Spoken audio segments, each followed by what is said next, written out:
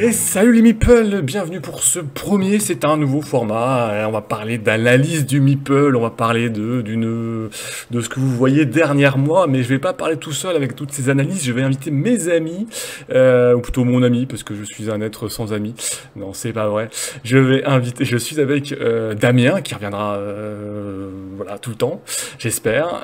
Salut Damien. Salut. Moi je suis toujours à Salut à fond. tous. Comment vas-tu? Eh ben, écoute, ça va, ça va. C'est un peu la course en ce moment, et c'est toujours un plaisir de venir analyser le projet des projets Kickstarter et puis là des projets des copains entre autres. Donc c'est chouette. Ouais, tout à fait. Alors voilà, vous nous suivez presque en live, puisque bon, les petites contraintes, on n'est pas en live, mais c'est presque un live puisque la vidéo que vous regardez en ce moment, elle est diffusée en direct et moi je suis dans les commentaires, et ben pour répondre à toutes vos questions, voilà, discuter avec vous en direct. Donc c'est voilà, installez-vous, prenez votre petit café, votre petit ce que vous voulez. Je citerai pas de marque, comme ça j'aurai pas de soucis. Et voilà, et on est parti, on va parler de OrQuest. Alors, OrQuest, vous le voyez dernièrement, et puis on va passer ici, tac, sur la page Kickstarter. Donc la campagne est lancée, la campagne c'est chez Monolith. Oh, il vous restera à peine quelques jours, hein, 4-5 jours, lorsque on sera en train de regarder ensemble la vidéo, et puis après. Et donc c'est reparti, je dirais presque c'est reparti Damien, parce qu'en fait c'est un jeu Mm. qui existait, en fait, qui a existé en 2018. Oui, Chez un autre éditeur qui a été financé et qui n'est jamais arrivé. oui, C'est à peu près ça, hein. oui, c'est ça en fait. Ce qui s'est passé, pour la faire très très simple, c'est que c'était un projet assez ambitieux, hein, pour l'époque. Ouais, Les gens se rendent pas forcément compte de ce que ça coûte, hein, de faire des designs, de faire des moules, de faire tout ça. Mais malheureusement, ils avaient utilisé tout leur argent pour finir le développement. En gros, hein, c'était ça. ouais, Et ils avaient plus assez de sous pour partir en prod. C'est une chose qui peut arriver malheureusement. Et c'est ce qui est arrivé en tout cas pour OrQuest sur cette première campagne. Et je trouve ça vraiment super de la part en tout cas de Monolith d'avoir fait une résurrection de ce projet. ouais. Et on va en parler en détail avec cette campagne. Exactement. Alors, voilà, je suis parti sur la page du premier HeartQuest, hein. Alors, s'il y en a qui ont participé à cette campagne, n'hésitez pas à nous le dire. 330 000 euros avaient été collectés, voilà, Mm. pour à peu près 2267 contributeurs, qui donc, voilà, C'est une bonne stat, hein. C'est des bonnes stats, hein, pour pour l'époque, l'époque, hein, hein. c'était Sur un jeu de 2018. figurines. Donc voilà, avec en plus à cette époque-là, on en parlera, mais on était sur un pledge à 90 euros pour Mm. le pledge de base, hein. Donc si on regardait le all-in, parce que on va en parler après, le all-in était à 199 euros, voilà, 200 euros, auquel il faut rajouter bien sûr les frais de port de l'époque. Donc là c'est parti, En c'est... fait, Ouais, ouais, juste, voilà, c'est des bonnes stats. Après, sur du jeu kilo plastique, c'est des stats plutôt basses, hein. Voilà, il faut aussi remettre les choses dans le contexte. Sur des jeux de figurines, à l'époque, je parle, ouais. tu pouvais vraiment crever Les péter les plafonds, ouais. plafonds. Ah ouais, on se souvient de Ouais, campagnes et- où les stretch goals ils tombaient, parce que c'était l'époque des grosses campagnes où avec plein de stretch goals, ça tombait à gogo, et avec des sommes qui s'envolaient, hein, c'est vrai. ouais. Et après, Euh, les usages ont changé, hein, mais Ouais, ouais. Mais alors justement, on en parlera un petit peu après justement de ces usages, de l'usage de Kickstarter, parce que bon, depuis quelques mois, ça bouge quand même. Et là, voilà, Monolith nous propose quelque chose de différent. Alors est-ce que ça va être l'avenir de Kickstarter? On en parlera. Donc là, c'est financé, donc c'est Monolith, hein, qui a repris. Voilà, c'est financé, il demandait 200 000 euros, c'est passé. Donc voilà. Au niveau du jeu, il n'y a pas de différence avec le jeu de 2018 en fait, hein. C'est une ils reprennent le jeu, on va dire, je sais pas quel terme de donner en fait. Donc voilà, on retrouve tout ce qui avait été débloqué. En fait, ils reprennent. Alors moi, c'est très simple, c'est un seul pledge, c'est le all-in. Mhm. Donc il n'y a pas de question à se poser. C'est soit le all-in, soit rien dans cette campagne. Donc on voit plein de figurines. C'est du dungeon crawler, on l'a pas dit, dungeon crawler coopératif à un 6 joueurs. Vous l'aurez en français pour ceux qui souhaitent le français, ou sinon c'est en anglais. Alors j'irai sur le jeu. Bon, c'est du dungeon crawler, donc y a pas, c'est pas une grande innovation en respectant le jeu, mais voilà, ça reste de l'exploration, on loot, on acquiert des capacités, etc., etc. Mais il y a quand même des trucs un petit peu sympas. C'est d'ailleurs, on incarne des orques, Damien, ça tirait bien, je Et pense. oui, C'est l'inverse en fait. ouais, c'est ça qui est vachement rigolo dans ce jeu, c'est que on est du point de vue des orques. Et c'était ça aussi le truc qui était super chouette sur la campagne originale et même pour celle-ci, c'est que bah, c'est cool aussi d'être du côté normalement des C'est mobs ça, et exactement. d'aller péter les Les humains et humains, les elfes qui ouais. viennent nous embêter, les magiciens. Donc ça c'est cool quoi. En inverse, donc voilà, après il y a des orques avec différentes capacités, etc. Vous avez un peu le gros qui tape, celle qui se met un peu derrière, le petit malicieux. Enfin bon, voilà, on retrouve différentes Bah, qualités. disons que le jeu possède des mécaniques intéressantes parce qu'il y a une mécanique de stealth où du coup il y Exactement. a le principe, voilà, et puis tu as le craft avec un K, hein, très Ouais, important, ouais, le fait de récupérer des ressources et donc tu dois ensuite les défausser pour pouvoir crafter donc les plans et crafter du coup les objets. mm, Donc non, ça c'est chouette. Et puis aussi il faut pas oublier que c'est un jeu avec vraiment un système donc de progression avec les fameux badass points exactement. On va que regarder. voilà, tu peux dépenser, Il y- tout ça. ouais. Donc voilà, c'était chouette. Ouais, alors moi, il y a des trucs assez sympas, c'est que, bon, déjà, il y a deux pistes à suivre. Je dirais, il y a la piste d'alerte et la piste de badass. Justement, c'est le dieu badass, c'est le dieu des orques, en fait. Bon, la piste d'alerte, voilà, qui simule bah, le fait que, bah, au fur et à mesure, en fonction si vous êtes plus ou moins dans la dentelle, et puis on connaît que les orques sont assez fins, donc, voilà, bah, les humains, bon, au fur et à mesure, ils sont pas très intelligents, mais bon, ils vont un peu vous repérer, donc forcément, ils vont se mettre ça va être de plus en plus difficile, on va dire. Et surtout, il y a une piste badass, effectivement. Plus vous faites des coups badass, et ben le dieu badass va vous donner des points, et ces points, vous allez pouvoir les dépenser pour faire des super coups, et faire des super actions. Après, voilà, si vraiment vous voulez savoir, il y a deux actions par héros, en Des points fait. d'action de Voilà, deux points mémoire, oui, d'action, c'est. exactement, et en fonction des actions que vous faites, ça vous coûte un ou deux points. Si vous faites un déplacement court, ça fait un point, un déplacement un peu plus long, c'est deux points. Après, pareil pour les attaques plus ou moins fortes. Et moi, l'autre mécanique, je sais pas ce que tu en penseras, ce que j'aime pas mal, qui change, c'est le système ouais, d'apparition. Ouais, le C'est-à-dire loot, le que, spawn. ouais, exactement, c'est pas un truc un livret de campagne où tout est figé. On a une petite piste de dés, si je peux dire, qui représente un peu une salle, et on va lancer des dés, en fonction du nombre de joueurs, etc. Bon. Et donc là où vont s'arrêter les dés, et en fonction des phases de dés, etc., et ben les monstres vont apparaître. Donc c'est vraiment complètement aléatoire. On vous guide sur le nombre de dés, etc. Mais leur emplacement, etc. Ce qui fait que si vous avez de la chance au dé ou moins de chance, ça peut être différent. Je trouve ça assez, voilà, assez amusant et donner un petit côté pas aléatoire, mais voilà, qui change. Ouais, mais Voilà. ça colle super bien Et avec ça colle au l'esprit thème. des orques et Exactement. c'est super cool d'avoir ce côté-là. En tout cas, sur la proposition de jeu, on est sur un univers qui est du maître fan assez connu. Pour ça, il Oui, n'y a vraiment pas de souci. Des belles figurines, un dungeon crawler sur lequel on va pouvoir s'amuser. Je crois que c'est vraiment le truc qui est intéressant sur ce projet, c'est vraiment le fun qui peut se dégager, d'aller tuer des pigs pour pouvoir quand, ensuite les carboniser, les ouais. manger. Non, Ouais. c'est vraiment le truc cool. Les orques, voilà, quoi, pour les amoureux de battle qui aiment faire la wag, c'est parfait, quoi. Quand on joue les orques, effectivement, genre c'est pour passer une bonne soirée euh, et s'amuser, c'est complètement dans le thème. Ouais, c'est complètement dans le thème. Donc Mm. voilà pour, je dirais, le thème du jeu, les grandes lignes, les grandes mécaniques donc de Orquest chez Monolith, enfin, actuellement. Alors, Mm. alors il y a un pledge, donc c'est le pledge all-in en fait, hein, qui est donc à 130, c'est le pledge de la résurrection comme il l'appelle, C'est à 135 euros. 135, ouais. Voilà, 135 euros, auquel vous rajouterez les frais de port et la TVA. Voilà. Bon,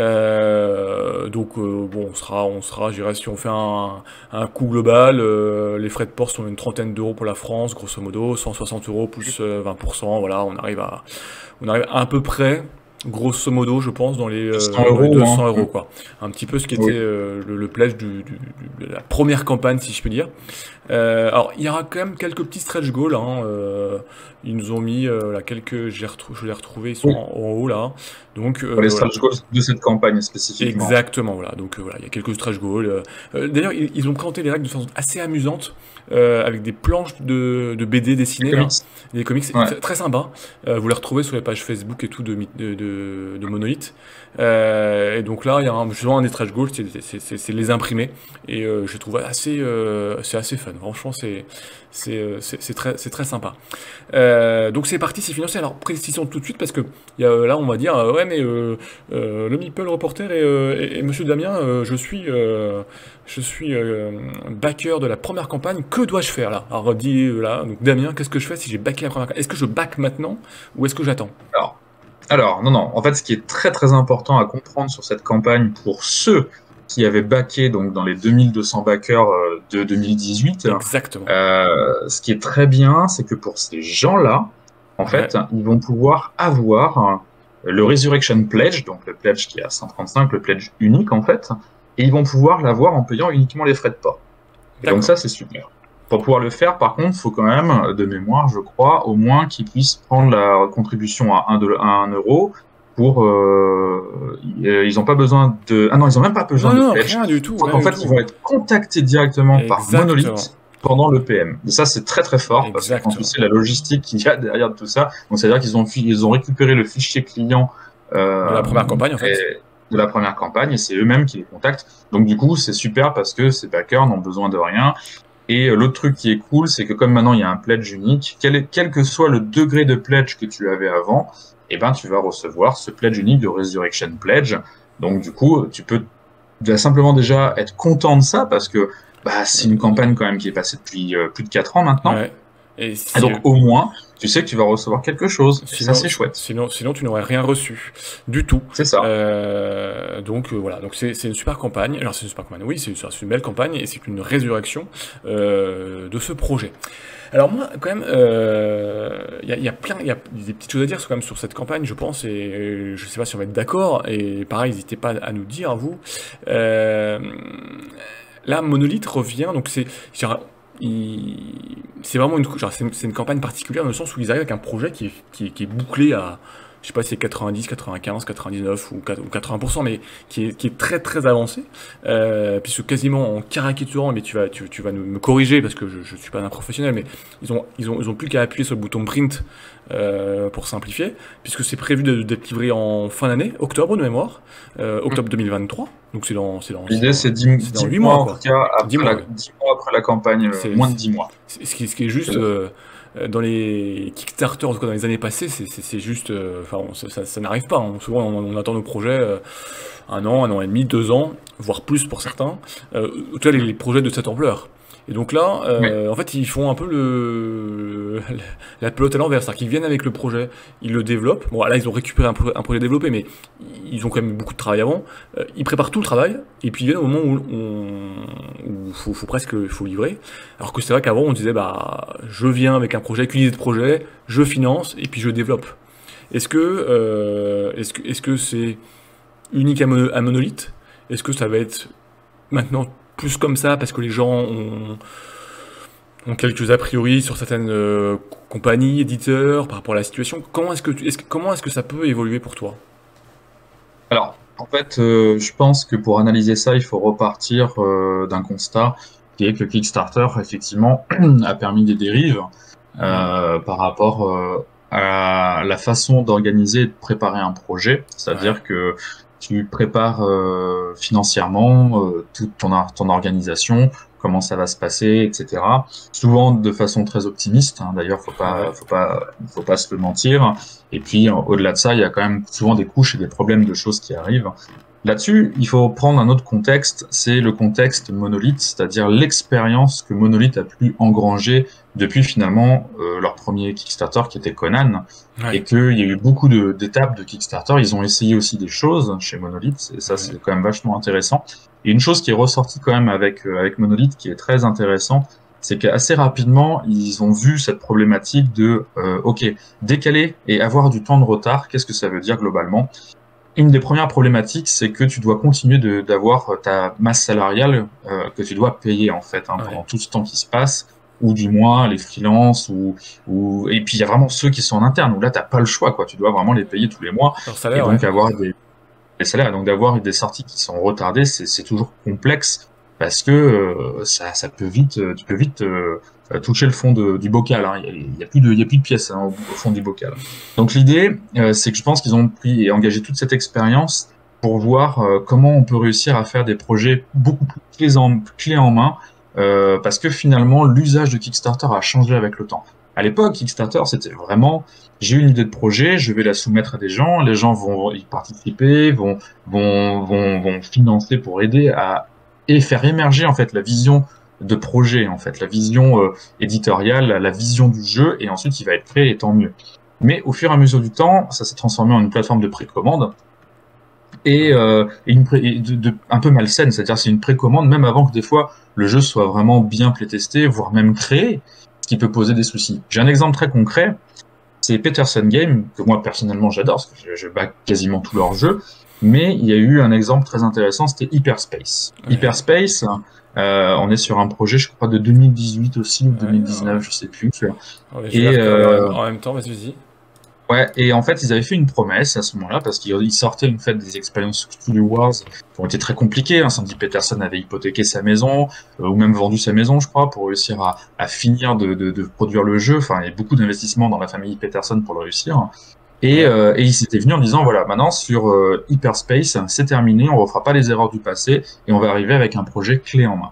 Et au final, c'est une catastrophe industrielle qui s'est passée sur Hyperspace, parce que au jour d'aujourd'hui, nous n'avons toujours pas le produit qui est livré, et ça a mis un temps infini pour pouvoir passer toutes les étapes classiques, alors que normalement, tous les files étaient ready, en fait, mais ce que les gens ne voient pas forcément derrière, et même ce que beaucoup de créateurs de projets peuvent sous-estimer ou autre, c'est les files, quand c'est notamment du sculpt et de la 3D et de la figurine, mais c'est compliqué, c'est très compliqué. Puis il n'y a pas que ça, hein, il y a aussi sur les prints.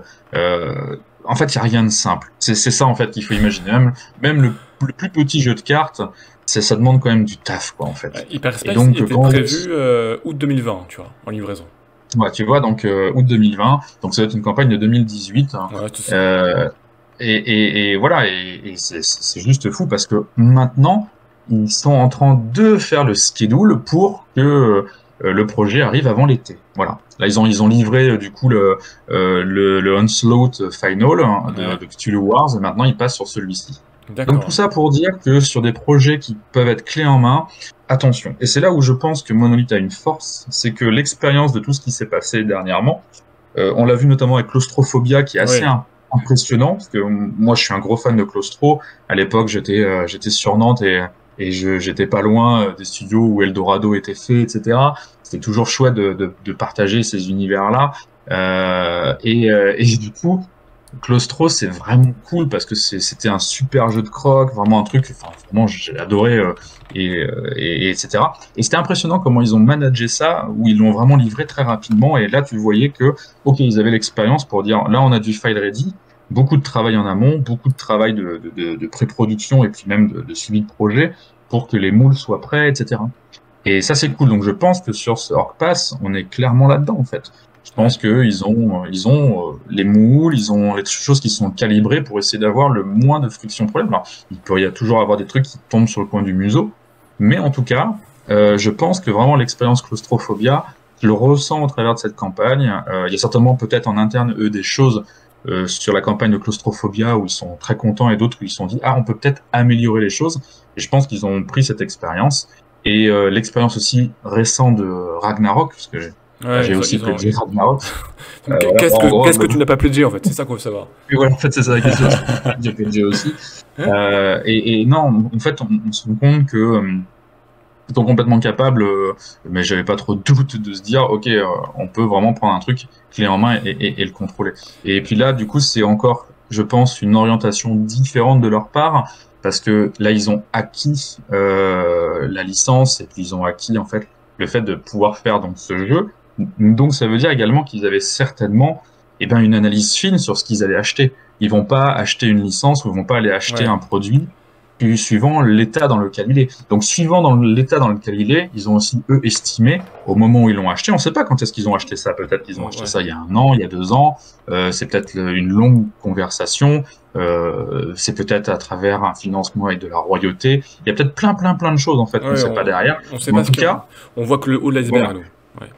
Exactement. Puis surtout, moi, je pense que ils ont acquis quelque chose en ayant à l'idée de comment on peut l'exploiter pour pouvoir le vendre, tout simplement, et proposer quelque chose de gagnant-gagnant, tu vois, vraiment Euh, quelque chose qu'on dit win-win. C'est-à-dire que eux, ils y gagnent, bien sûr, parce que bah, ça va leur permettre de faire de la production, de faire tourner Monolith, et puis d'avoir un produit de plus dans leur catalogue en venant en plus reprendre une licence. Donc c'est chouette parce que ça veut dire que les 2200 backers d'avant, ils peuvent aussi se sentir bah, concerné, on est chouchouté pour ça, donc ça donne quand même un ouais, capital confiance ouais. supplémentaire, alors qu'on sait que c'est très très dur d'avoir accès à du primo-backer aujourd'hui. Hein, quand tu lances une campagne, tu arrives sur des plafonds qui sont très compliqués, et c'est très rare maintenant des gens qui viennent s'inscrire pour Kickstarter pour faire la démarche de backer. Donc c'est très très bien aussi de prendre un fichier client comme ça et de venir l'ajouter. Donc je trouve ça super parce que c'est gagnant-gagnant. C'est-à-dire, et puis pour les backers, et ben eux, ils vont avoir un bon produit, quoi. Ouais, alors justement, tu parles de gagnant-gagnant, c'est intéressant. Là, on est sur donc un pledge, on va dire, si on gagne tout compris, hein, pledge, frais de port TVA, grosso modo 200 euros. Euh, Là-dessus, il faut bien donc payer le pledge de celui qui a backé. Mais donc, ils vont aussi, les backers de la première campagne vont aussi recevoir. Alors, comment est-ce que, genre, on n'aura bien sûr pas les secrets de création, de montage de Monolith, mais est-ce qu'on pourra des idées? Comment est-ce qu'ils peuvent faire avec une personne qui pledge à 200 euros, réussir en fait à payer, pas deux pledges, mais pour pouvoir livrer le all-in à celui qui a déjà participé en 2018 et y gagner, parce qu'il ne faut pas que ce soit à perte, quoi. C'est ça Ouais, qui m'étonne avec un pledge qui est au même tarif presque que le premier pledge, en fait. ouais, bah tu vois là, c'est le système des retraites, mais version Kickstarter. C'est tout le monde partage pour tout le monde, et du coup, il faut de la participation de nouveaux pledgers avec un montant donc qu'ils ont calculé. Alors c'est peut-être le minimum du minimum, c'est le fooding goals à À 200 200K 000, ouais, peut-être, hein. c'est ce qu'ils ont annoncé, hein. Ou peut-être c'était un peu moins, peut-être c'est un peu plus. Ça, on ne sait pas, et c'est pas très grave, j'ai envie de te dire, parce que je pense que c'est calculé, donc Ouais. ça me fait vraiment j'ai pas de doute là-dessus. Mais une chose qui est sûre, c'est que il y a plein de choses intéressantes. Déjà, pledge unique. Alors, faut que les gens y comprennent des choses. Ouais. C'est-à-dire quand tu En fais termes de quand gestion, tu c'est... fais Ouais. Ouais. voilà, Ouais, non, mais c'est énorme. j'en parle Ouais. en ce moment là. Ah bah oui, oui, complètement, ouais. Quand tu as un produit qui a plein d'add-ons, tu dois faire travailler les gens et donc faire des colisages, faire de la manutention et faire de la logistique, Ouais. où tu as des risques d'erreur déjà qui sont possibles. Deux, bah, ça veut dire aussi que ça prend beaucoup de temps parce qu'il faut ouvrir des cartons, inventorier, repréparer, logisticien, machin bidule Mhm. pour pouvoir faire tous les Ouais, cartons. ouais, bien Là, sûr. ce qui est intéressant, c'est que je vois l'idée, c'est que c'est un produit quand même qui va être assez gros. Bah, en fait, ça va être un Il y a petit deux boîtes, peu hein. voilà, et ça va Deux être un grosses peu boîtes. l'idée ce sera un colisage unique fait en Chine. À mon avis, c'est ce que je pense, hein. C'est-à-dire qu'il Ouais. y aura un colis unique qui sera fait avec certainement une VF ou une version anglaise. Et donc, du coup, ils auront des colis qui seront ready to ship. Donc, du coup, quand ça va partir de Chine et que ça sera chez un dispatcher, bah, le dispatcher, il sait très bien qu'il n'aura rien à ouvrir, plus qu'à mettre les étiquettes. Et ça part. Et donc, voilà. Donc là, déjà, tu peux enlever beaucoup de coûts, mais vraiment beaucoup, hein. Les gens se rendent pas compte de coûts, en fait, de réussir à réduire ça, en fait, en faisant en sorte d'avoir le moins de manutention, en fait, Ouais. de contrôler tes étapes qui peuvent être des hémorragies d'argent, quoi, tu vois. Ouais, bien sûr, ouais. Ah ouais, mais... Donc, ouais. Et alors, bon, bah, alors, enfin, bon, ils ont ça, dû c'est calculer... la première Alors, piste. ouais, Ça, vas-y, c'est la ouais. première piste. Si t'as d'autres Ensuite, la pistes, deuxième je suis piste, preneur. oui, oui, bah, la deuxième piste, c'est que tout est contrôlé. C'est-à-dire que là, ils savent très bien les stretch goals, ils savent très bien la proposition Alors qu'il je va pense y qu'ils vont être avoir. les stretch goals vont être quand même, je pense, limités sur c'est pas genre ils vont pas faire une campagne avec du stretch goal à foison à foison. Je pense qu'ils en En mettent fait, parce c'est que pas. voilà, mais c'est pas En, en- En fait, moi, j'ai pas de problème à faire un stretch goals très très long parce qu'au final, il est prévu ce stretch goals. Donc, c'est-à-dire que c'est ça. Après, la question, c'est le sens, le ouais. sens de ça. Ici, il n'y a pas spécialement de sens à avoir du stretch goals. Je pense qu'ils le font plus par envie, par sympathie aussi pour la communauté qui est attendue. Et Donc, je trouve c'est ça quand même une vraiment. le stretch goal, c'est quand même un peu une signature de Kickstarter quand même. C'est En quand fait, c'est que tu c'est devenu un usage. C'est c'est devenu devenu un oui, non mais usage. Ça fait partie du show, hein. oui, alors c'est vrai qu'avant, il y a quelques années, effectivement, c'était le show, avec du stretch goal, il y en avait 3 par jour qui tombaient, enfin bon, etc., etc. Donc, mais ce qui fait que ça en est devenu effectivement un peu une signature, et c'est vrai que les gens, Bah, ils aiment bien, alors quand je regarde, ils aiment bien avoir ce côté un petit peu, bah, je back, puis il y a des petites choses qui apparaissent, alors forcément après, il faut que ça soit Ah, t'as l'animation de maîtrisé, campagne. préparé, C'est que tu vois. l'animation de campagne qui est vachement importante. Bon là, ils sont sur 8 jours, hein. Donc ils animent pas une campagne Voilà, en en 3 fait, c'est ça semaines. que je voulais dire, c'est que les usages changent. Ouais, Et en fait, si tu reviens et tu regardes dans le rétroviseur, avant, on avait des campagnes de 30 jours, en c'est fait. ça, Et puis 21 les jours, campagnes ouais, de grand 30 jours max. sont devenues des campagnes de 21 jours. Puis les campagnes de 21 jours sont devenues des campagnes de 14 jours. Ouais, Et donc, du coup, bah, après, tu as toujours des ovnis, hein. Kingdom Death Monster, c'était une campagne de 42 jours, je crois, de mémoire, ouais. à l'époque. Enfin, voilà. Donc, tout ça pour dire que, au bout d'un moment, il faut qu'il y ait un sens dans tout ça. Et sur le type de produit qu'il propose, ça paraît logique et cohérent, aussi de vouloir contrôler le risque. Et le risque, ça sert à rien de vouloir faire une campagne trop longue parce que c'est aussi de l'énergie que tu mobilises en interne. Il faut savoir que mener une campagne, quelle qu'elle soit, c'est fatigant, c'est usant, c'est quelque Alors, chose. une Faut être. question, est-ce que selon le Kickstarter prend prélève un taux qui est différent selon la durée de campagne? Non, Non, pas sur la d'accord. durée. En tout cas, moi, Ouais, j'ai jamais ouais, vu ça. Ils d'accord. prennent un taux différent suivant le montant que tu atteins. Enfin, Bien, c'était en les règles à fonction. l'époque. Ouais, bien sûr. Euh, D'accord. voilà, Mais mais pas en fonction de la durée, d'accord. Donc ça n'a pas non. d'impact Après, là-dessus. c'est des choses c'est des choses que tu submites. Donc après, Kickstarter peut venir en disant, attendez, je pense que votre campagne peut être un peu trop longue ou autre, mais globalement, de toute façon, c'est checké quoi, hein, Ouais, bien sûr, mais ouais. sur les durées il n'y a jamais eu trop de soucis. Et puis Mono, ils ont déjà fait des campagnes courtes, on se souvient de la campagne de Claustro notamment Oui, qui d'ailleurs était même courte aussi. sur Claustro, c'était pas un système de boîtes ils avaient un nombre de boîtes déjà presque, Ouais, c'était ouais, qui tout en était prête, limited hein, parce que c'est du ça, ouais. coup là ça allait encore plus loin que Orquest, Ouais, c'est ça, dans le sens où il y avait déjà les quantités qui étaient déjà fixées, donc exactement, s'il y en avec avait 2000 plus, il y en boîtes, avait je plus en crois, fait, c'est hein. ça, ouais, c'était vraiment, Mm. c'était jusqu'à fin de campagne ou jusqu'à fin de boîte, quoi. C'était, Oui, oui, tout à fait. il y avait la double, la double ligne de fin de campagne. Alors, est-ce que, bon, je pense que Monolith, c'est vrai, un peu maintenant à développer cette image-là, effectivement, de campagne ultra maîtrisée, où ils arrivent avec un projet qui est ficelé ou quasi ou très très très très avancé, et donc bah, il reste plus qu'à lancer la production quasiment, et donc avec une livraison assez rapide. Est-ce que toi tu penses que, et justement, on parle du visage du Kickstarter qui change, est-ce que c'est le début d'un changement plus profond que ça et que donc voilà ça va suivre ou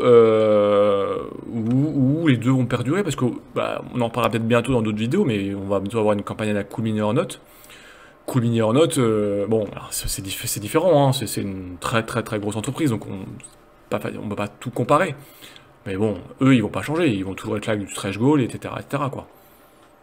Bah, disons, tu vois, tu parlais tout à l'heure de signature Kickstarter. Je pense qu'il y a aussi une signature d'entreprise. Ouais. Moi, je sens une signature des projets monolithes que j'aime bien parce que ça me donne, enfin, je sens que c'est des gens rigoureux derrière. Oui, Donc ça, t'as la c'est confiance, c'est cool. la base de Kickstarter, t'as la Oui, confiance dans oui. Puis l'éditeur. je veux dire, ce que les gens doivent comprendre et avoir conscience aussi, c'est pas pour être moralisateur, je dis ça, c'est juste que faut avoir un petit peu, faut un peu regarder ça dans son ensemble, un peu de recul. C'est que quand, par exemple, tu as une licence comme Batman, c'est une licence gigantesque, Ouais, où tu as des ayants droit, où il doit rendre des comptes, tout le monde vient double, triple, quadruple checker les choses, ouais, des fois pas par les mêmes personnes. Tu as un account, enfin quelqu'un du licensing qui vient regarder, puis des fois c'est pas le même, et puis des fois il doit envoyer, puis il faut un approval, et puis des fois l'approval tu vas attendre 4 mois parce que le dessin a été fait mais il est pas validé parce ouais. qu'il y a ça ou ça qui est pas. Enfin, il faut se rendre compte de tout ça. Et quand tu arrives à sortir des projets avec des licences aussi grosses que Batman, et je me souviens d'avoir lu un article notamment voilà, où ils expliquaient aussi comment s'était fait la discussion avec la Warner quand ils avaient rencontré. Et c'était ultra intéressant et ça montre aussi que pour une rigueur, hein, pour des trucs comme ça, et ça c'est une expérience ultra positive quand on sort, hein, parce que tu peux dire, OK, quels sont les leviers que je peux mettre en place pour être encore plus efficace, parce que être efficace, tu peux mêler le créatif à l'efficacité, en fait. T'as juste, être créatif, c'est pas être forcément foufou, mais c'est aussi de pouvoir contrôler les choses. Et ben, moi, la signature que je reviens enfin, j'aime bien chez Mono, c'est que, voilà, on sent que, voilà, il y a quand même un contrôle du truc derrière et ça fait confiance. Donc, moi, je back toujours avec confiance du Mono, quoi. Sinon, Voilà. une, Et, une règle dans Kickstarter et que j'arrive presque la seule règle que je pourrais presque donner, mais quand on back un projet, il faut avoir confiance dans l'éditeur. Si on n'a pas confiance dans l'éditeur, il faut pas y aller. Mais oui. Si on a des doutes, si on sent que c'est une arnaque qui va nous enfumer, je ne sais pas trop quoi. Même au-delà de ça, tu vois, c'est que t'en as qui parlent vraiment avec de la bonne volonté et que juste pour et des multiples raisons, ça passera pas, ça marchera pas. Tu vois, on parle ensuite de la signature de Cool Mini. Cool Mini, alors c'est gros, oui et non en fait à la fois, c'est tout le paradoxe. Mais derrière, ils ont une force pour aller chercher et de faire que du projet à licence constamment. Regarde, si je te pose juste une petite question, est-ce que tu as mémoire du dernier projet Cool Mini qui n'est pas une licence? Le dernier projet qui n'est... Voilà. Ouais, tu vois, déjà rien que le fait que tu puisses pas sortir quelque chose, surtout, boum, comme ça sous le chapeau. Bon, surtout que et puis Cool Mini, ils en sortent tellement tout le temps que... oui, bien sûr. Je crois que le dernier qui devait être là, ça devait être soit le Zombicide Far West, enfin le Undead or Alive, ou c'était peut-être le Starcadia, tu vois. Donc non, ça devait être, je pense que c'était le Far West. Genre. Ouais, je crois que c'était celui-là d'ailleurs que j'ai reçu il y a pas longtemps. Mais tout ça pour dire que la signature Cool Mini, elle est complètement différente. Eux, ils cherchent aussi l'acquisition de licences. Ils cherchent aussi pas mal à développer leur retail à eux. Alors c'est ça. Pas mal à passer par leur site internet pour acheter. Bref, ce qui est intéressant, ils ont encore une autre signature. Et ce qui est intéressant aussi, c'est que ils ont d'autres rentrées d'argent que le Kickstarter, parce qu'après ça sort en boutique, et donc ils ont des rentrées boutiques, qui fait que ils n'ont pas que la rentrée one shot de la campagne. Mais tu vois, si on parle, on est en train de dévier complètement de HorrorQuest, mais c'est intéressant. Cool Mini Note, ils sont beaucoup sur des licences, et donc ils marchent beaucoup là-dessus, pas que.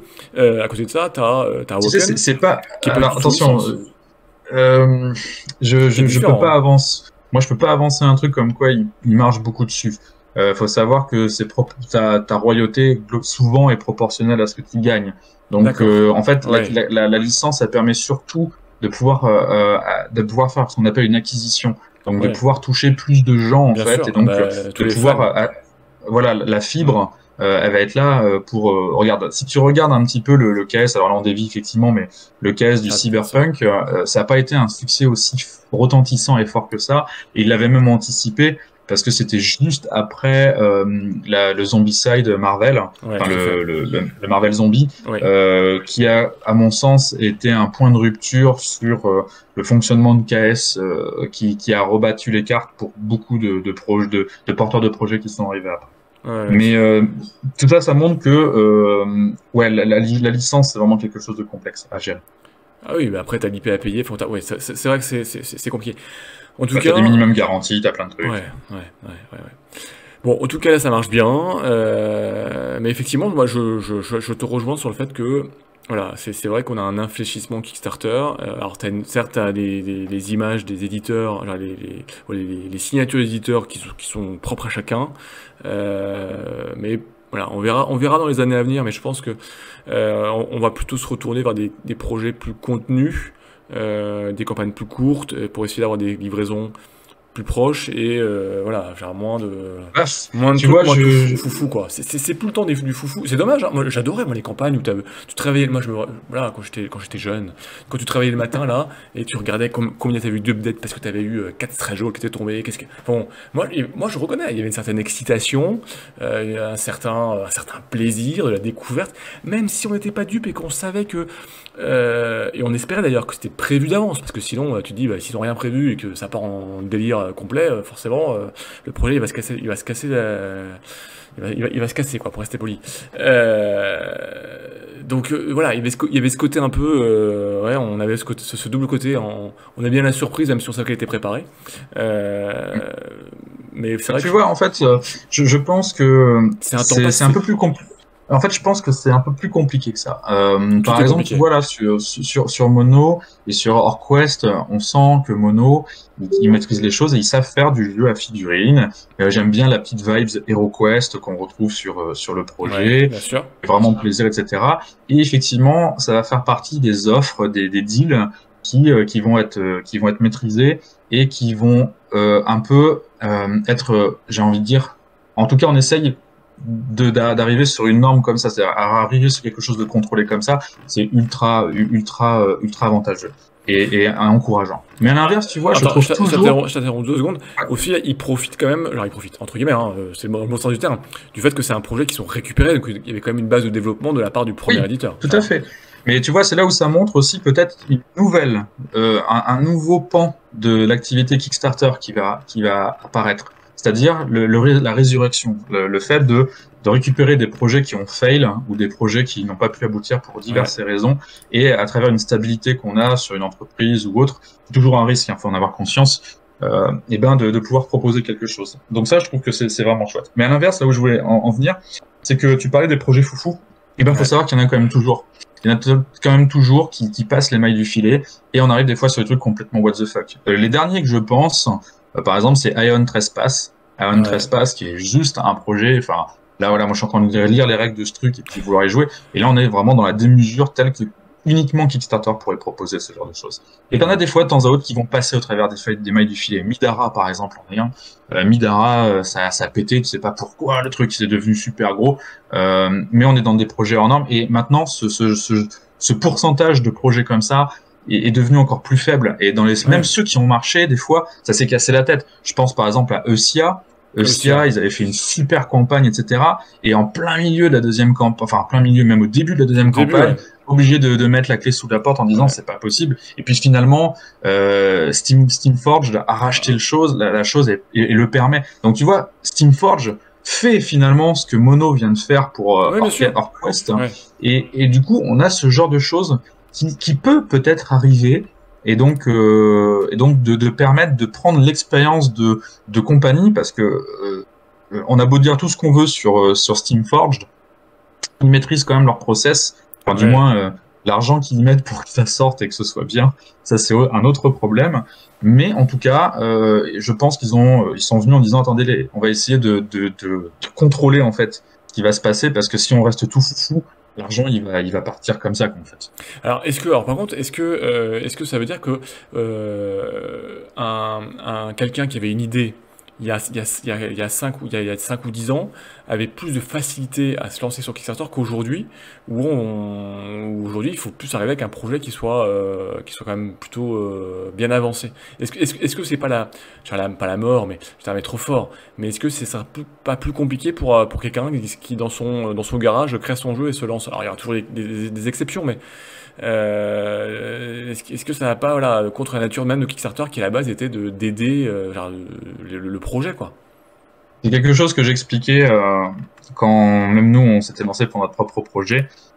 Plus tard t'arrives, plus difficile c'est, parce que l'expectation, vraiment l'attente du backer qui devient rompu à l'exercice devient haute. Et donc du coup tu dois toujours être, plus tu sors tard, plus du coup tu vas aussi payer les choses qu'ont instauré les autres. Et donc mécaniquement, un truc que tu dois sortir en 2023, ça doit tabasser, parce que il faut qu'il marche alors qu'il va moins marcher que s'il était sorti avant. Tu vois le paradoxe? Ouais, bien sûr. Ouais, mais complètement. Donc c'est-à-dire que ton exigence doit être plus là, ton jeu il doit être plus mieux, tes sculls doivent être encore mieux top, ton matériel il doit être tip top, et en plus il va falloir que ce soit maîtrisé en termes parce qu'on va comparer des choses qui sont pas comparables. On va comparer le jeu du mec tout seul avec les figurines de Monolith, de Mythic Game, qui en termes de figurines fait des choses fantastiques. Enfin bon, et on n'a pas d'échelle de comparaison. Et c'est vrai que ça devient compliqué, quoi. Et oui, et donc du coup, ce qui veut dire que t'as déjà aucune garantie.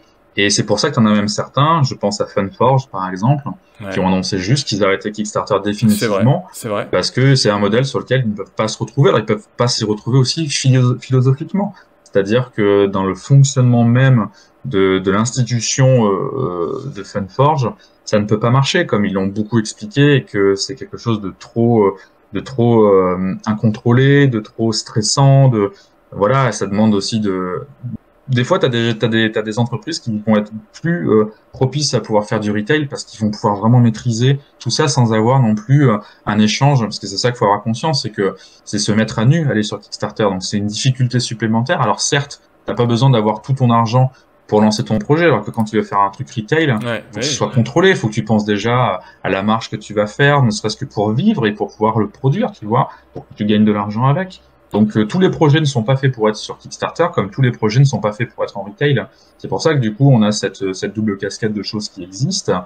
Et Monolith fait un choix en reprenant sur leur projet de faire des projets qu'on ne va pas avoir en retail, qui vont ouais. être le système du modèle économique pour Kickstarter. Et moi je ressens à travers leur projet d'essayer de normaliser, d'essayer d'avoir quelque chose d'un cadre. Et c'est très compliqué parce que c'est un cadre qui bouge autant que le retail bouge, hein. Donc, Ouais, bien sûr. je trouve en tout cas la prise de risque chouette et moi ça me donne envie de les soutenir. Comme Alors, d'autres, juste... hein. Oui, bien Voilà. sûr. Alors, justement, tu veux soutenir, ça veut dire que tu n'avais pas participé à la première campagne en 2018? Non, j'avais pas participé à la première campagne en 2018 et ça c'est vraiment à titre personnel, c'est qu'en fait j'aime pas trop les orques. Voilà. Ah, tu n'aimes pas les... Euh, Mais c'est ouais, je suis pas trop sont toujours fan. des orques, hein. Monolith n'a pas changé, ça reste Voilà. des orques, hein. Je suis désolé. Ça reste OrcQuest. C'est pas Ouais. mon truc de les orques, c'est pas forcément mon kiff, mais là je trouve qu'il y a tellement une vibe HeroQuest Ah, et complètement. Oui, puis oui. j'ai confiance. Donc voilà, bah, c'est pour ça que pas de multiplication d'offres, un truc simple, unique, Ah bah ouais, clé en main, voilà, il y a pas à réfléchir. C'est si on veut prendre, on prend le pledge 135 euros. Et puis voilà quoi. c'est ça. Et c'est très simple, on aura juste à choisir la langue, français, anglais. Et puis c'est tout. Au moins, il y a pas de, il y a pas de questions à se poser. Et voilà, etc. etc. Et ben, je pense qu'on a fait un joli tour de cette campagne de résurrection de Oui. HortQuest. En plus, ce qu'on peut dire hein, Ouais, quand même bien pour cette sûr, campagne, bien c'est sûr. que pour 135 euros quand même. Pour 135 euros, les gens, enfin, on se fout pas de ta tronche quand même, parce que t'as une tonne de 72 figurines. figurines. 72 figurines. 44 dés. 172. Voilà. Ah, ils sont Euh, 172, il était caché. ouais. 1000 cartes, ouais, 991 cartes, 400 tokens. Bon, ouais, Donc voilà, il y a pléthore de choses, c'est, quoi. il y a pléthore de matos. En plus, faut savoir que les coûts explosent vraiment, même sur la matière première. Ouais. Ça devient plus cher de fabriquer et donc plus cher de faire ce qu'on appelle des monster games. Et lui, il en Mm. fait partie parce que, enfin, quand tu vois la taille des deux boîtes, voilà, Franchement, on est dans des formats de boîtes, mais c'est bien parce que ça leur donne aussi, c'est une identité, c'est quelque chose, c'est même des fois un élément, un marqueur, hein, tu vois, pour vendre parce que c'est une maxi box. Et donc c'est bah, chouette. Enfin, voilà. Donc ça fait partie. dans ta ludothèque, ça se verra tout de suite, hein. Là, tu auras difficile de la cacher. Ouais, ouais. Ah bah non, Avec, complètement. avec d'autres tailles, avec d'autres jeux de taille équivalents. Mais Ouais, ouais. Mais voilà, on n'a pas tous c'est. un château comme Damien. Ouais, le mec il est en train de me Je... dire là, il a un château avec il cache ses Des grosses boîtes avec d'autres boîtes. grosses boîtes. Enfin bon, on sait pas, c'est bizarre, hein. Mais en tout cas, 135 euros pour tout ça. Qu'est-ce qui permet ce prix-là, en plus de pouvoir livrer tous les autres backers? Ben, c'est clairement d'essayer de réduire tous les coûts qui Ouais. sont possibles d'être faits entre les services, et c'est ça qui est vraiment bien, c'est que j'ai le terme qu'en anglais, ce requirement, c'est cette contrainte-là, elle est permise parce qu'ils essaient de contrôler leurs coûts au maximum en fait. D'accord. Ok. Mais voilà, peut-être que Monolith va devenir le sauveur des Kickstarter en reprenant. Bah, ils ont pris, voilà. Non, ils ont racheté d'autres licences d'un autre éditeur qui a quelques difficultés. Mais pas forcément. Mais je parlais plus à des projets non livrés. On verra. En tout cas, voilà. Bon, en tout cas, c'est bon pour les backers de la première campagne, c'est plutôt c'est une excellente nouvelle. Et Tu puis sais, pour tous je ceux qui rebondis veulent sur se un lancer, truc. oui. Je rebondis sur un truc que tu dis. Tu vois là, en fait, ce qui est intéressant, c'est que en achetant HortQuest, ils Hmm. achètent aussi le système de jeu, tout ce qui va avec. Alors, il y a eu Ah, certainement du tweaking. Ils ont dû faire aussi eux une analyse, tu vois, un audit de où c'en était dans le gameplay. Qu'est-ce qu'il y avait en 2018 et qui devait peut-être être un petit peu modernisé aujourd'hui, tout en gardant l'âme et l'intention en fait de départ. Moi, je pense que c'est comme ça qu'ils ont imaginé. Je pense que ils j'ai sont pas eu respectueux du matériau l'info. d'origine. J'ai pas eu l'info. Est-ce qu'ils ont modifié, je dirais le système de jeu qui était prévu par rapport à où vraiment ils ont tout repris là et ils font juste la partie impression. J'ai pas trouvé l'info. Bah, en fait, en lisant, moi j'ai eu la sensation, mais attention parce que c'est Ouais, pas bien sûr, forcément bien sûr, bien clairement sûr. explicite, c'est que ils ont repris vraiment ce qui existait en jeu. Je pense qu'ils ont juste audité, ils ont juste vérifié que tout tournait bien et peut-être un tweak d'amélioration ou ce Ouais, genre de choses à la sans marge, quoi. forcément. C'est enfin c'est comme ça que moi je l'analyse. Je peux complètement me gourer. Ouais, Attention, bien je suis sûr. Non, pas non, dans mais les. Mais voilà. je pense que si je suis Monolith ou si je suis une grosse, enfin si j'ai une société où je récupère quelque chose comme ça, je veux voir l'état dans lequel c'est et voir ok ça roule tout bien ou est-ce qu'il faut quand même refaire un playtest et puis un une relecture de tout ça pour être sûr que ce soit bien. Je pense que oui. Je pense que ça paraît logique de checker que tout va bien et de corriger ce qui est corrigeable en fait dans un Ouais, délai contrôlé, tu vois. ouais, bien Moi, je sûr. pense que quand je regarde la liste sur les crédits, ça Ouais. me semble être complètement l'équipe d'origine. Je peux me tromper, Ah, mais je crois que c'est l'équipe d'origine. on va regarder tout de suite. Si on remonte les crédits, on a les crédits là, donc les auteurs, game designer. Alors il faudrait voir là l'autre crédit de la première campagne, si je peux dire. Hop, ils sont ici. Ils sont où? La team. Alors les auteurs ici, Non. j'ai Johan Buni. Alors c'est pas Voilà, celle-ci. ça reste les auteurs d'origine, tu Ouais, vois. Ce ouais, qui est Yotan normal et parce qu'ils sont Thomas. crédités et Ouais, ouais, tout à fait. ils ont fait le travail en fait. Hein, donc, Ouais, ouais, puis pour moi les illustrateurs, ça oui. Sculpture, bien sûr. En collaborateur. fait, ce qu'il faut Non, non, penser, ça c'est pas, y a que pas de changement particulier, tout hein. ce qu'ils ont récupéré, c'est ça aussi qui n'est pas à injecter en développement, parce que le coût du Ouais, c'est développement, ça. Ouais. il est vraiment très très important parce que tu essayes de le contrôler au mieux que tu peux, et puis tu vas t'entourer de gens, que ce soit à la production, que ce soit sur plein d'éléments où tu vas pouvoir contrôler, où tu Hmm. vas savoir qu'ils sont efficaces et autonomes, et c'est là où tu vas essayer de contrôler ton budget à fond. Ouais, Donc, en fait, un seul mot, c'est maîtrise de la campagne. Maîtrise de la bah, surtout campagne. C'est maîtrise ça, du hein. produit, Oui, non, mais maîtrise du du produit. produit en fait, Ouais, hein, c'est ça. du produit et des process. D'accord. Donc, tu essaies d'avoir tes process pour que ça soit délivré dans les temps, contrôlé sur le prix, que tes estimations en fait que tu as fait soient bonnes, parce qu'il faut savoir que les durées d'estimation des usines ont une péremption en fait, hein, Bien sûr. parce que Comme les tout prix des devient. matières premières Ouais. évoluent constamment, donc toutes les semaines ou toutes les 2 semaines suivant le fabricant avec lequel tu travailles, les quotes, les devis sont remis à jour. Donc c'est contrôlé, pareil, tout con, mais la partie back-end, donc en gros, tout la partie Pledge Manager, Ouais. ils ont l'habitude aussi maintenant, parce qu'ils utilisent Fluent, ils ont leur propre outil, qu'ils utilisent déjà.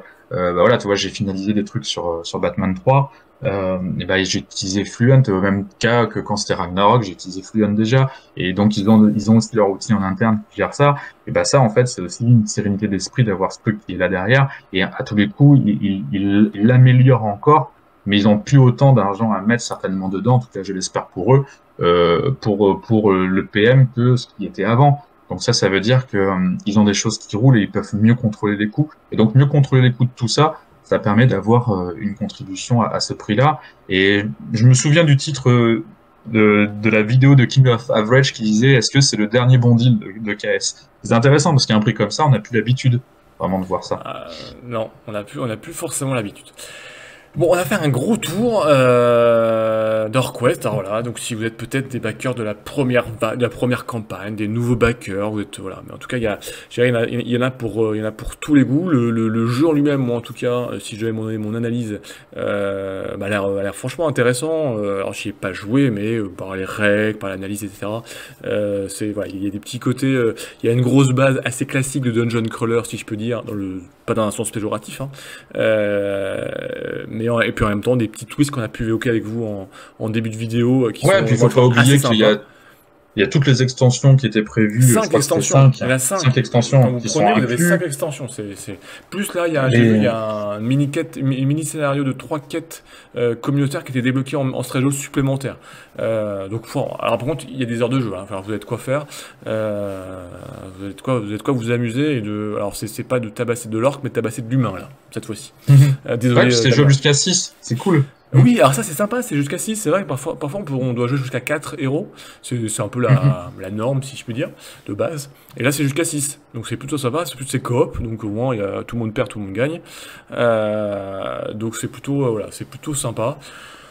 Donc voilà, donc c'est parti pour Orquest, c'est bien parti, c'est financé, octobre 2023, 3 la livraison, on espère. D'ailleurs, j'espère pour Pomodoro qu'ils vont réussir à tenir ça, parce que c'est vrai que c'est aussi, s'ils le tiennent, c'est un message, et puis c'est une image qui donne d'eux, dire voilà, bah, nous, quand on y arrive, quand on vient, on vous propose quelque chose, et on fait ce qu'on annonce, ce qui en termes d'image est juste super important, je pense, Mais complètement. surtout sur ce genre de résurrection. Et c'est là qu'après, bah, s'ils en font d'autres, les gens diront bah ouais, bah Monolith de toute façon. On sait que c'est carré et ça arrive dans les temps. Donc bon, bah, Mhm.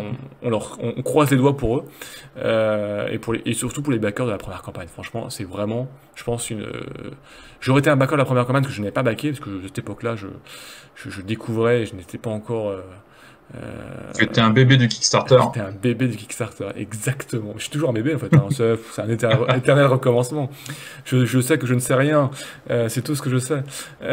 Donc voilà, en tout cas c'est un projet qu'on va suivre avec un grand intérêt. Merci Damien, mais on va se retrouver très très vite parce qu'il y a plein de choses encore Merci. sur d'autres projets qui arrivent. Hein.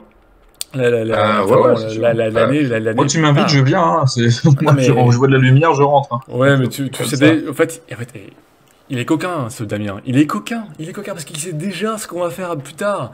Mais il dit oui, peut-être, oui, c'est la lumière, je viens. Mais il sait déjà, en fait. Mais Ah bon, bah, tu m'as déjà teasé sur le prochain, ouais, donc voilà. Et forcément, je puis viens pour le prochain, il y en ouais. a plein d'autres en plus. Et puis bon, on aime bien, voilà, partager notre analyse, surtout la tienne, puisque voilà, la double casquette de grand passionné et puis de Ouais, professionnel du monde ludique. Donc c'est intéressant. ça reste que mon analyse, donc c'est sujet Alors, voilà, c'est personnel, quoi. Donc je peux me tromper sur plein de trucs, hein. Je suis pas censé on tout ne- dire. comme et moi quand je partage un avis sur un jeu, etc. C'est comme voilà, on donne toujours notre analyse qui est la nôtre avec nos biais, avec notre subjectivité, avec ce qu'on aime, ce qu'on n'aime pas. Bah, fais-moi tester un jeu d'ambiance. Je peux pas forcément te dire que c'est un super truc. Pourtant, il y a plein de jeux il y a plein de gens qui aiment. Enfin, bon. Mais voilà, je pense qu'il y a plein de voilà. Mais on profite des expériences de chacun, des avis de chacun, et puis après chacun en fait ce qu'il veut. De toute façon, c'est vous qui cliquez sur je soutiens le projet ou pas, et c'est votre compte bancaire qui est débité. C'est pas le Dépité, mien. Sauf quand je clique, c'est celui de Damien. Enfin bon, ça c'est notre histoire. Il le sait pas. Chut. Bon, bah en tout cas, voilà. Et bon, n'hésitez pas s'il y a des petites questions, hein, on y répond. Moi, j'y réponds là avec vous là en direct. Et puis après, je reviendrai pour quand il y aura les rediffusions. Où, voilà, on partage chez temps. Et puis voilà.